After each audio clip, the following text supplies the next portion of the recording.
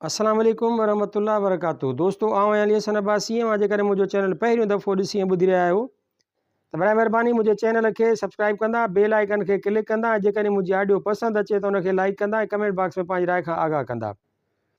किताब जो नालो आहे लोक कहाणियूं, जिल्द टियों, परियुनि, देवनि, जादूगरनि, डायणियुनि ऐं नजूमियुनि जूं ॻाल्हियूं। मुरतब डॉक्टर नबी बख्श खान बलोच, छपाईंदड़ सिंधी अदबी बोर्ड जाम शोरो सिंध, छापो 5 जनवरी 2014 ईस्वी। ये ॻाल्हि लाड़ ताल के बदीन मां शेख मोहम्मद सूमार खां मिली। कहाणी आहे सेजा परी। हिकिड़े बादशाह खे हिकिड़ो पुटु हूंदो हो जो शिकार जो ॾाढो कोॾियो हो। जंहिं वक़्तु ॾिसबो होसि तंहिं वक़्तु संगतियुनि साथियुनि सां शिकार ते पियो वेंदो हो। हिकु ॾींहुं शिकार कंदे हिन जी अखि वञी हिकु सोननि सिंगनि वारे हरण ते पई। बसि पोइ त अमरा घोड़ो खणी हरण जे पोयां छॾियो। हरण घोड़े खां अॻे निकिरी हिकिड़े तलाउ में घिड़ी गुम थी वियो। शहज़ादे घणेई ॻोल्हा फ़ोला कई पर वरियो की बि कीन। ओचितो संदसि कन ते पड़ला पियो त हीउ सेजा परीअ जो तलाउ आहे ऐं उहो हरण बि सेजा परी हुई। उहा साल में हिकु भेरो ईंदी आहे, हाणे वरी साल खां पोइ अचिजे। हिन बि छा कयो जो सॼे तलाउ खे लोही कोट ॾियारे हिकु नंढड़ो रस्तो ठहिराए छॾियो ऐं साल गुज़रण जे इंतज़ार में वञी वेही रहियो। ॿिए साल शहज़ादे छा कयो जो हिकु लोही पेटी ठहिराई, उन में पाण खे बंदि करे अची तलाउ ते लिकी वेही रहियो। कुझु ॾींहं गुज़रण खां पोइ सेजा परी पंहिंजनि साहेड़ियुनि समेत अची तलाउ ते लथी। खिलंदी कुॾंदी कपिड़ा लाहे सभई अची पींघनि में लुॾण लॻियूं। शहज़ादो उहो वझु ॾिसी पेतीअ मां ॿाहिरि निकिरी सभिनी जा कपिड़ा मेड़े सेड़े पेतीअ में विझी मथां चढ़ी वेही रहियो। परियूं जॾहिं रांदि करे वेंझी सेंझी ॿाहिरि आयूं तॾहिं ॾिसण खणी त कपिड़ा अथनि ई कोन। घणो ई निहारियाऊं पर कपिड़ा हुजनि त लभनि। ओचितो हिकु परीअ जी नज़र शहज़ादे ते वञी पई। बसि पोइ कावड़िजी हिन खे डिॼाइण लॻियूं। परियुनि खे पक थी त लाशक उहे कपिड़ा उन ई आदमज़ाद खयां आहिनि। सो कई चालाकियूं कयाऊं पर शहज़ादे ते को बि असरु कोन थियो। हिकु परीअ चयसि त असीं परियूं आहियूं, तोखे डपु कोन थो थिए? शहज़ादे जवाबु ॾिनो त जे डिॼां हा त अचां ई कोन हा। सेजा परीअ जॾहिं ॾिठो त शहज़ादो दिलि जो शेर आहे तॾहिं चयाईंसि त भला तोखे छा घुरिजे? शहज़ादे वराणियो त सेजा परी। हिन चयो त आउं हाज़ुर आहियां पर ॿियनि खे त कपिड़ा ॾेई रवानो कर। शहज़ादे यकदमि ॿियनि परियुनि खे कपिड़ा कढी ॾिना ऐं सेजा परीअ खे पाण सां वठी पंहिंजे महलात में आणे रहायो ऐं संदसि कपिड़ा पाण वटि सोघा रखी खेसि ॿिया कपिड़ा पाइण लाइ ॾिनई। सेजा परीअ खे महल में त वठी आयो पर हू न ॻाल्हाए न ॿोलाए, सॼो ॾींहुं बीमारनि वांगुरु हिकु हंधि पई हूंदी हुई। शहज़ादो जॾहिं संदसि वेझो ईंदो तॾहिं हीअ ढढड़ी थी किरी पवंदी हुई। उन ई हालत में हिननि खे पूरो साल गुज़री वियो।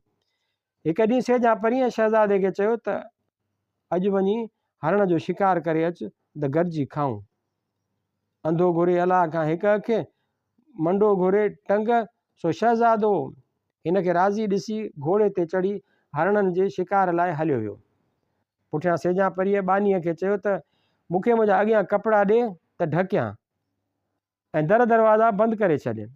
बानीअ घणो ई नटायो पर परीअ हिन खे दॿाए डेजारे कपिड़ा वरिता ऐं पहिरें मथां मंघ मां उॾामी हली वई। ऐं वेंदे वक़्तु बानीअ खे चयाईं त शहज़ादे खे चइजि त आउं 12 महीना संदसि वाट ॾिसंदसि, जे आयो त वाह न त ॿियो मुड़ुसु कंदसि। शहज़ादो जॾहिं वापसि वरियो त ॾिसे त महलात में कारीअ वारा कख लॻा पिया आहिनि। बानीअ खां ख़बर चार पुछियाईं जंहिं सरबस्ती हक़ीक़त करे ॿुधायसि। उहो ॿुधी शहज़ादो यकदमि पीउ वटि आयो ऐं सॼी ॻाल्हि ॿुधाए मदद घुरियाईंसि। जंहिं यकदमि खेसि ॿेड़ा ऐं घोराब लश्कर सोन ऐं रुपया ॾेई मोकल ॾिनी ऐं हू ॿेड़ा हाकारे रवानो थियो। हलंदे हलंदे जॾहिं संदसि घोराब अची जिननि ऐं देवनि जी हद में पहुता तॾहिं उन्हनि हिननि जा ॿेड़ा घोराब टुकर टुकर करे छॾिया। शहज़ादे खे हिकिड़ो तख़्तु हथु अची वियो जंहिंजे वसीले टिलकी टिलकी अची किनारे ते पहुतो। ॾिठु अकेले सिर गज़ कमान खणी अॻिते हलियो। वाट ते हिकिड़े हंधि ॾिठाई त हिकिड़ो बकरार आहे जो 100 खनि छेला कांबे में ॿधियो पियो घुमे। शहज़ादो जॾहिं संदसि वेझो वियो त उनखे बि झटि हणी उन ई कांबे में खणी विधाईं। सॼो ॾींहुं हुन कांबे में काबू पियो हो। सिजल थिए महिल ॿियनि छेलनि सां गॾु हिन खे बि वञी पंहिंजे घर उछलियाईं। उते ॾिठाई त केतिरा माण्हू बिना चुरण पुरण खां बस थिया ॿधा बीठा आहिनि ऐं हर हिकु अॻियां हिकु हिकु वॾी चाॾी पई आहे। हीअ बि वञी उन्हनि खे वेझो थियो ऐं पुछियाईं, दादा करियो ख़बर, तव्हां सां ख़ैरु? हिननि चयो त ख़बरूं मिड़े ख़ैरु, हीअ आदमखोर आहे। रोज़ानो हिकु माण्हू संदसि कुवत आहे। रोज़ु शाम जो जेको खेसि थुल्हो मतारो माण्हू ॾिसण में ईंदो आहे उनखे सीख करे खीर जी कढ़ाई भरे बाहि ते रखी सुम्ही पवंदो आहे। अधु राति जो जॾहिं माण्हू पची वेंदो आहे तॾहिं उथी खाईंदो आहे ऐं हिननि चाॾियुनि में असांखे खीर ॾींदो आहे। शहज़ादो उहो ॿुधी पंहिंजे कंध में खणी ॻरो विधो ऐं यारनि सां गॾु कतार में बीही रहियो। एतिरे में बकरार बि खीर ॾुही हर कंहिंजे चाॾीअ में विझंदो वियो। शहज़ादे जी चाॾीअ में बि विधाईं। शहज़ादे बि ज़िंदगीअ तां आसरो लाहे खीर जी चाॾी खईं। ओचितो सेजा परीअ खे ख़बर पइजी वई त शहज़ादो ज़हर वारो खीर थो पीए। सा यकदमि वाचूड़ो बणिजी अची उते पहुती ऐं झटि हणी समूरो खीर हारे वापसि हली वई। हिन उहा क़िस्मत जी महिरबानी सम्झी कंध मां ॻरो कढी परे थी बीठो ऐं खिसकण जो ख़्यालु कयईं, पर ख़्यालु आयुसि त हेतिरनि माण्हुनि खे हिन हाल में छॾे वञणु मुड़सी कान चइबी। सो पको पव कयईं त उन्हनि समूरनि जी जिंदु छॾाए पोइ अॻिते वेंदुसि। सो वञी ॿकिरियुनि जे धड़ में बीही रहियो। एतिरे में बकरार उन्हनि मां थुल्हो माण्हू जाचे जूचे खणी हिकिड़े पथर ते हयाईं त उनजो मेजालो ई ॿाहिरि वञी पियो। पोइ उनखे सीखुनि में विझी बाहि ते टंगे छॾियईं। उहो माण्हू पचंदो रहियो ऐं खीर कढ़ंदो रहियो। हीअ आदमखोर सुम्ही पियो। जॾहिं तॾहिं शहज़ादे छा कयो जो जन सीखुनि ते माण्हू पको माण्हूअ खे लाहे सीखुनि खे बाहि में विझी छॾियईं।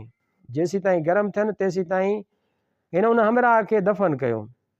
उन जे कम खां वांदो थी उहे सीखूं खणी उन जे विच में सीखूं तपी बाहि थी वियूं।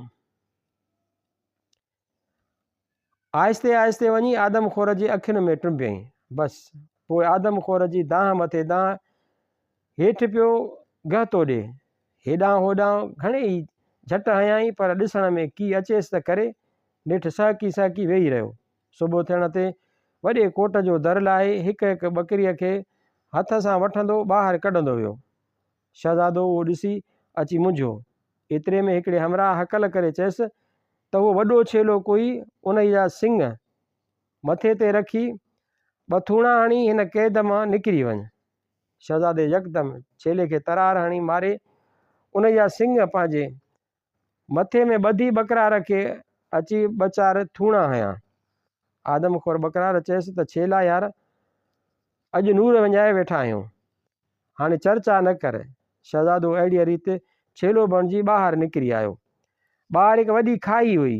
शहज़ादे खाईअ जे हुन भर बि बकरार खे चयो त मां इजो हिते बीठो आहियां। उहो ॿुधी बकरार जोश मां जो वठी डोड़ पाती त धू वञी उन जे खाईअ में किरियो। हिन बि वॾा वॾा पथर खणी संद संद कुटियुसि ऐं हू फथकंदो मरी वियो।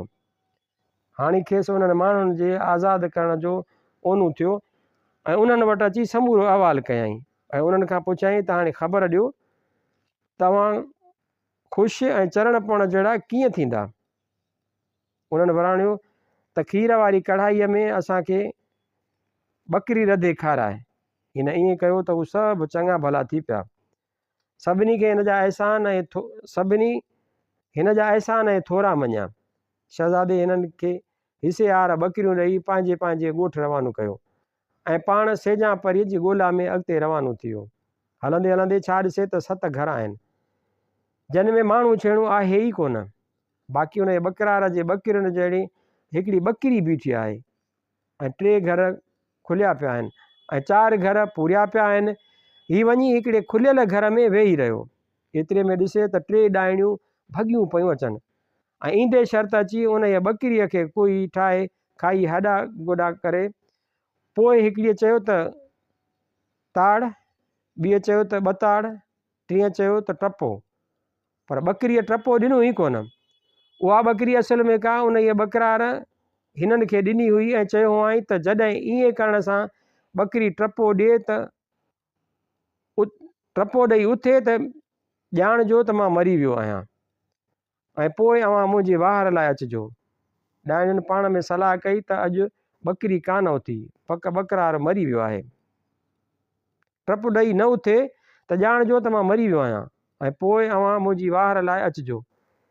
ॾाणियुनि पाण में सलाह कई त अॼु ॿकरी कान उथी, पक ॿकरार मरी वियो आहे, हाणे संदसि वाहर करणु ज़रूरी आहे। एतिरे में हिकिड़ी ॾाइण चयो त हिते मूंखे इंसान जी बुई पई अचे। ॿीअ चयो त चरी त नथी आई, हिते इंसान किथां आयो। आख़िर सभु सलाह करे चराखनि ते चढ़ी गुम थी वियूं। पुठियां शहज़ादे सॾु करे चयनि त केॾांहुं थियूं वञूं। उन ॿकरार जो मारींदड़ त आउं आहियां। उहो ॿुधी सभु हिन खे खाइण काण भरियूं त एतिरे में सेजा परीअ खे ख़बर पइजी वई त शहज़ादे जो ॼाण थियूं साहु कढनि। सो जेॾियुनि खे सॾु करे चयाईं त अॼु मुंहिंजी वार करियो। पोइ हिकिड़े वाह कयो, ॿियनि मींहुं वसायो। उन ई मींहं वाह में उहे चराग पुठिते वठी भॻा ऐं शहज़ादो जान बचाए भॼी वियो। सेजा परीअ ॾिठो त शहज़ादो हाणे थको आहे, सो पीउ खे चयईं त बाबा साईं, मुंहिंजो मुड़ुसु मूंखे ॻोल्हींदो अची पहुतो आहे, तव्हां उन खे घोड़ो मोकिले पाण वटि घुरायो। बादशाह जिन्हनि खे हुकुम ॾिनो जे सोने संज सां घोड़ो संजे शहज़ादे खे वठी आया, जिते संदसि वॾो आदर भाव कयो वियो। हिकु ॿिनि ॾींहंनि खां पोइ बादशाह वॾी धाम धूम सां ॿिन्हिनि जी शादी कराए साल खनि खां पोइ खेनि पुटु ॼाओ। हिकु साल खां पोइ सेजा परीअ शहज़ादे खे चयो त अॼु आउं सैर ते थी वञा, पर यादि रखजांइ त साम्हूं वारीअ कोठीअ में न वञिजे। ईअं चई सेजा परी उॾामी वई। पुठियां हिकु पोड़ी अची शहज़ादे खे चयो त भाउ, सेजा जी भेण अहिड़ी त सुहिणी आहे जो ॾिसंदे त सेजा विसरी वेंदई ऐं उहा हिन साम्हूं वारी कोठीअ में बंदि आहे। उहो ॿुधी हिन खे ॾिसण जो हिर्सु थियो ऐं लकुणु खणी उन कोठीअ में वियो। हक़ीक़त में उन जी कोठीअ में हिकु वॾो देव पूरियल हो जो सेजा परीअ जो आशिक़ हो, पर हिन खेसि कंहिं फ़रेब में फासाए कोठीअ में बंदि करे छॾियो। शहज़ादो कोठीअ में वियो त खेसि हिकु तोतो नज़र आयो। हिन वञी उन तोते खे ॿाहिरि कढियो त यकदमि हिकु वॾो देव बणिजी पियो ऐं चवणु लॻो त ऐं इंसान, तूं तो परीअ सां शादी करीं। ईअं चई खेसि ऐं संदसि पुट खे खणी वठी आसमान ॾांहुं उॾाणो। सेजा हुन वक़्तु सैर कयो, पंहिंजनि यारनि साहेड़ियुनि समेत उॾाणी पे आई। तंहिंजी नज़र ओचितो वञी देव मुड़ुस ऐं पुट ते पई। हिन खां रड़ निकिरी वई ऐं चवणु लॻी त कहर थी वियो भेनर, मुंहिंजी वाहर कयो, मुंहिंजो बचो ऐं मुड़ुसु बचायो। पोइ समूरियूं साहेड़ियूं हेठि लही बीठियूं ऐं सेजा वञी देव खे रसी। उते थी अचे मार मतेली सां वठेसि जो संदु चुरियुसि सो भॻईंसि। एतिरे में ॿार ऐं शहज़ादो देव जे हथ मां छॾाइजी वियो, सो हेठि ॿियनि परियुनि झटे वरितो हो। नेठि देव ते वरी मुंडी चाढ़े तोतो बणाए साॻीअ कोठीअ में बंदि करे छॾियईंसि। उतां वांदी थी शहज़ादे वटि आई त सॼी हक़ीक़त करे ॿुधायसि। सेजा परीअ उन पोड़ीअ खे जहिड़े ई गॾ जे पेट में विझराए दरिया में लुड़ाए छॾियो। कनि ॾींहंनि गुज़रण खां पोइ शहज़ादे खे अची वतन जी सिक लॻी, सो सॼी ॻाल्हि सेजा परीअ सां ओरियाई। तंहिं चयसि त भले अबा खां इजाज़त वठि त हलूं। हिन सेजा परीअ जे पीउ खां मोकल वरिती ऐं वञण महिल खेसि उॾाम खटोली, मार मतेलो ऐं पकड़ सेली ॾिना ऐं जिननि जा ॿेड़ा ऐं घोड़ा बि भराए करे रवानो कयो। शहज़ादो पाण सेजा ऐं ॿार उॾाम खटोलीअ ते चढ़ी रवाना थिया ऐं जिनड़ा सामान जा घोड़ा बि हाकारे संदन पुठियां रवाना थिया। नेठि हिकु ॾींहुं शहज़ादो पंहिंजी ज़ाल ऐं ॿार समेत अची पंहिंजे वतन में पहुतो, पर हिते त किसो ई ॿियो लॻो पियो हो। संदसि वञण खां पोइ छा थियो जो संदसि पीउ खे हिकु वज़ीर तख़्त तां लाहे पाण बादशाह बणिजी वेही रहियो ऐं असुल बादशाह खे क़ैद करे छॾियो आई। शहज़ादो जॾहिं पहुतो तॾहिं उते जा चङा मुड़ुस गॾु करे उन्हनि मां हिक खे अमीन करे फ़ैसिले ॾियण लाइ छॾियईं। वज़ीर छा कयो जो उन अमीन खे 2-4 हज़ार अशरफ रिश्वत ॾेई पंहिंजो करे छॾियो। हेॾां जिनड़ा बि ॿेड़ा ऐं ग़ुराब काए अची पहुता। उन्हनि हिते जो हीअ हालत ॾिठी त जंग करण लाइ तयारु थी बीठा, पर शहज़ादे खेनि सब्र में रहण लाइ चयो, छो जो फ़ैसिले करण लाइ ट्रियाकड़ मुक़ररु थियल हो। तंहिं हूंदे बि शहज़ादे मार मतेले खे हुकुम ॾेई छॾियो हो त जेकॾहिं अमीन कूड़ो फ़ैसिलो ॾिए त खेसि मोचड़ा हया वञनि। आख़िर फ़ैसिले ॿुधण लाइ सभु अची गॾु थिया। अमीन फ़ैसिलो कयो त हुकूमत त वज़ीर जी आहे, हिन जो फ़ैसिलो ॾियण ऐं मथां मोचड़नि जो ज़ीपड़ थियणु। बसि पोइ त सभु वठी भॻा ऐं फ़ैसिलो कोन थियो। आख़िर किसो उते वञी बीठो त जंग में जेको खटे उहो बादशाह आहे। राति थी त जिनड़ा विया तन वञी दुश्मन जी तरारनि जी जाइ ते कख काना ऐं ढालुनि जे बदिरां ढकण रखी आया। सुबुह जो जिनड़नि बि हमिलो कयो। वज़ीर बि जवाबी हमले जो हुकुम ॾिनो, पर हिकु बि हथियार न ॾिसी लिकी भॼी वियो। बसि पोइ त शहज़ादे पंहिंजे पीउ खे घुराए तख़्त ते विहारियो ऐं पाण साॻिए तलाउ ते अॼु माड़ीअ में सेजां परीअ सां गॾु आराम ऐं फ़रहत में गुज़ारणु लॻो।